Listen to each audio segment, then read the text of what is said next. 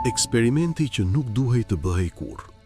Në histori, ka pasur shumë eksperimente. Disa kanë ndryshuar botën për mirë, të tjerë për keq. Por ka edhe eksperimente që sapo filluan nuk mund të ndaleshin më, edhe kur u kuptua se diçka po shkonte shumë gabim. Ky është një prej tyre. Ideja fillestare dukej e thjeshtë, të testohej diçka e re, të shtyhej pak më tej kufiri i dijes, të provoj diçka që askush nuk e kishte bërë më parë.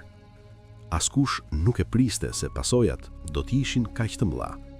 Në fillim, gjithçka dukej nën kontroll. Numra, formula, procedura. Por shumë shpejt diçka ndryshoi. Eksperimenti filloi të sillet ndryshe nga çfarë ishte parashikuar. Problemi me eksperimentet është se ato nuk gabojnë menjëherë. Ato gabojnë gradualisht, dhe kur gabimi bëhet i dukshëm, shpesh është tepër vonë. Vendimi për të vazhduar u mon sepse projekti ishte tashmë shumë i madh për t'u ndalur. Shumë para, shumë kohë, shumë reputacion në lojë.